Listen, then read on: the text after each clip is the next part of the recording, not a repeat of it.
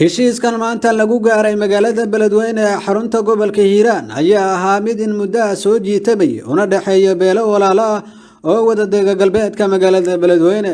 waxaana labada beelood ay isku afgarteen ku dhaqanka shareecada Islaamka iyadoona ay goobjoog ka ahaayeen beelaha kale ee dega magaalada Beledweyne ee xarunta gobolka Hiiraan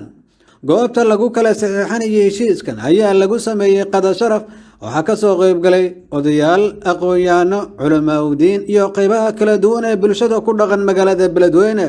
ugu horeyn waxaa ka hadlay nabadoon Habarwaa Yuusuf Nuur iyo nabadoon Suldaan Aadan Cismaan qarab oo labaduba ka mid ahaa beelihii maanta heshiiska ku gaaray galbeedka magaalada Beledweyne ee xarunta gobolka Hiiraan gooshan waxay ku saabsan tahay ayaan rabaa wax yar inaan ka yiraahdo gooshan waxay ku saabsan tahay laba beelood oo walaalo ah dhankan macnaha galbeedka gobolka Hiiraan degmadiisa Beledweyne degan la yiraahdo Tijaale iyo Gaaljecel saad u ogtihiin dadka walaalka meesha fadhiya bariyahan xoogaho waxa ay ka dhaxaysay xoogo xurguf ay hore u dhaxmartay arrimahaas wax badan macnaha dib u heshiin lagu soo waday war badan la soo maray waa la soo waa la soo qulub bixiyay waxaan ku ballanay dhammaan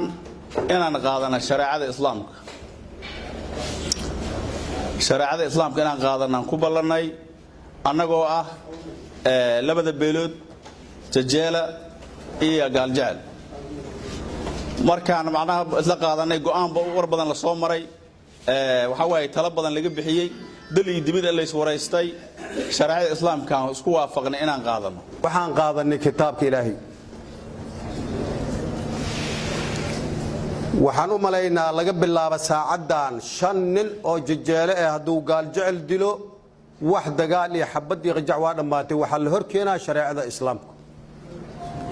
5 nin oo Tijaale ah hadii Gaaljecel dilo waa sidoo kale waxa marqaati ugu dhignay ayagana kolba una raaci doono isla qaadan doonaa reer Hiiraan cidii joogto waa joogtaa cidii ka maqan waa gaarsiinayna haduu alla idmo ama waqti kale aan ugu dhigi doonaa gogol kale waxaan rabnaa marka walaalahayn martida noo yimid aan u yeernay waa mahadsantihiin sidii sharafta badan oo noo soo ajiibto noo soo qayb gashaan waa ku mahadsantihiin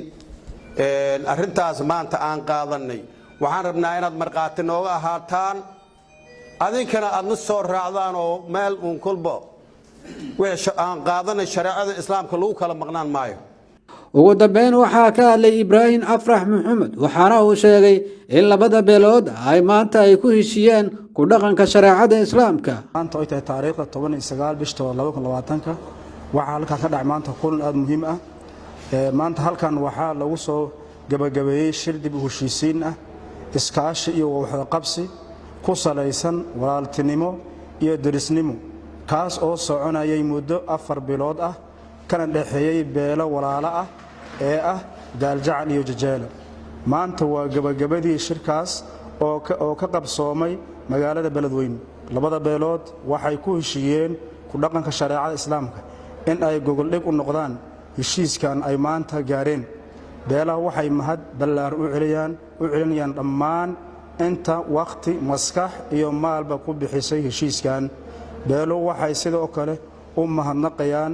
beelaha shanta culimo gaar ah beelaha shanta culimo inta kale ka soo qayb gashay